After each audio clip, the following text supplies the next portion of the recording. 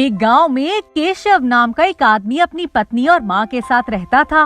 केशव की पत्नी हमेशा केशव को कहती, ज्यादा पैसे कमाने हैं तो शहर जाना पड़ेगा। केशव गांव में रिक्शा चलाता था। एक दिन केशव अपनी माँ को कहता है, माँ, मैं ज्यादा पैसे कमाना चाहता हूँ। मैं सोच रहा हूँ कि क्यों ना मैं शहर जाऊँ और कुछ काम करूँ। लेकिन केशव, यहाँ पर भी तो तेरा काम अच्छे से चल रहा है, फिर शहर जाने की क्या जरूरत है? और ये रिक्शा तेरे पिताजी का है और देख अभी तक बिल्कुल नया लगता है। हाँ माँ, वो सब तो ठीक है, लेकिन मैं और भी ज्यादा पैसे कमाना चाहता हूँ। ठीक है, तुम्हें जो सही लगता है करो। एक दिन केशव और केशव की पत्नी केशव की माँ को छोड़कर शहर चले जाते हैं और वे रिक्शा भी गांव में ही छोड़ जाते हैं। केशव की माँ गांव में अकेली रह जाती है। केशव हर जगह नौकरी की तलाश करता है, लेकिन केशव को नौकरी नहीं मिलती। केशव कुछ ही दिनों में परेशान हो जाता है और अपनी पत्नी से कहता है, मुझे लगता है कि मुझे गांव से वह रिक्शा ले ही आना चाहिए। जब तक कोई नौकरी नहीं मिलती मैं रिक्शा ही चला लूंगा। आप ठीक कह रही हैं। जा ही रहे हैं तो माँ को भी साथ ले आना, वे भी वहाँ अकेली है। ठीक है। और केशव गांव के लिए निकल जाता है और माँ और रिक्शे को लेकर शहर वापस आ जाता है। केशव का रिक्शा बिल्कुल रथ के जैसा दिखता है। शहर में केशव के जैसा रिक्शा किसी के पास नहीं होता। जब केशव उस रिक्शे को लेकर निकलता है तो लोग उसमें बैठने के लिए उत्सुक रहते हैं। केशव ने कभी नहीं सोचा कि ये इतना पुराना रिक्शा इस तरह लोगों को शहर में पसंद आएगा। अब तो केशव रिक्शे से ही बहुत पैसे कमा लेता है और पूरे शहर में केशव के रिक्शे चलने लगते हैं। एक दिन माँ केशव से कहती है, मैंने कहा था ना, ये रिक्शा तुम्हारे बुजुर्गों की निशानी है, ये तुम्हें बहुत ऊंचाइयों पर पहुंचाएगा। हाँ माँ, आप सही कह रही थी। ये कोई साधारण रिक्शा नहीं है। तुम्हारे दादाजी ने एक ऋषि की बहुत सेवा की थी और प्रसन्न होकर उन्होंने वरदान के रूप में तुम्हारे दादाजी को यह रिक्शा दिया था। फिर तुम्हारे दादाजी ने तुम्हारे पिताजी को और तुम्हारे पिताजी ने तुम्हें।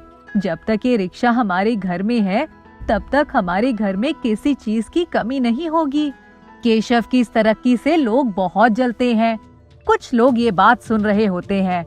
वो सोचते हैं अगर इस रिक्शे को जला दिया जाए तो केशव की तरक्की रुक जाएगी। और उसी दिन रात को कुछ लोग उस रिक्शे में आग लगा देते हैं। रात को जब पता चलता है तब, ये रिक्शे में आग कैसे लग गई? अगर इस रिक्शे को कुछ हो गया तो मेरे बुजुर्गों की आखिरी निशानी भी चली जाएगी। घबराओ मत केशव बेटा, इस रिक्शे में इतनी शक्ति है कि इसे कुछ भी नहीं होगा। देखते ही देखते आग अपने आप बुझ जाती है और रिक्शा और भी ज्यादा सुंदर और मजबूत हो जाता है। माँ, ये सब कैसे हुआ? बेटा, ये जादुई रिक्शा है, इसे कुछ भी नहीं होगा। ये तुम्हारे पास ही रहेगा। जिसने इस रिक्शे को आग लगाई है उसको उसके कर्मों की सजा भी मिलेगी। जो रिक्शे में आग लगाता है कुछ ही दिन में वह आदमी सड़कों पर आ जाता है। वह केशव के पास आता है, उससे कहता है कि मुझे माफ कर दो, मेरे कर्मों की सजा मुझे मिल गई है। केशव को उस आदमी पर दया आ जाती है। केशव अपनी कंपनी में उसे नौकरी दे देता है ताकि वह आदमी उसके परिवार का पालन पोषण अच्छे से कर सके। बीलपुर गांव में एक जगन नाम का कुम्हार रहता है। कुम्हार बहुत गरीब होता है, लेकिन उसके हाथों में बहुत कला होती है। ना तो वे कभी किसी के साथ बेईमानी करता, ना ही वे कभी किसी का बुरा कहता। एक दिन की बात है, जगन बहुत परेशान दिखाई देता है तो उसकी पत्नी संध्या उससे पूछती है, आप इतने परेशान क्यों लग रहे हो? संध्या, मैं अपने भविष्य को लेकर परेशान हूँ। मैं इतनी मेहनत करता हूँ फिर भी इतना गरीब हूँ और इसी गरीबी के कारण मैं अपने माता पिता का इलाज भी नहीं करवा पाया। अब मैं ऐसा क्या करूँ कि मेरे पास कम से कम इतने पैसे आ जाएं कि हम एक अच्छा जीवन व्यतीत कर सके। अगर आप मेरी एक बात माने तो मैं आपको एक तरकीब दे सकती हूँ। हाँ हाँ संध्या, बताओ। अगर ईमानदारी वाली तरकीब हुई तो इसमें बुरा क्या है? आप मिट्टी की बॉल बनाइए। बस ध्यान रखिएगा कि मिट्टी की बॉल बहुत मजबूत, हल्की और सुंदर होनी चाहिए। क्या तुमको लगता है कि मिट्टी की बॉल बिकेगी? हाँ, बिल्कुल बिकेगी। आप एक बार बनाइए तो सही। जगन संध्या की बात मान लेता है और बहुत ही सुंदर छोटी बड़ी मिट्टी की बॉल बनाने लगता है। बॉल इतनी मजबूत और हल्की होती है कि कोई मानता ही नहीं है कि ये मिट्टी की बॉल है। और ऐसे जगन की मिट्टी की बॉल का काम अच्छा चलने लगता है। थोड़े ही दिनों में जगन के घर में भरपूर पैसा आने लगता है।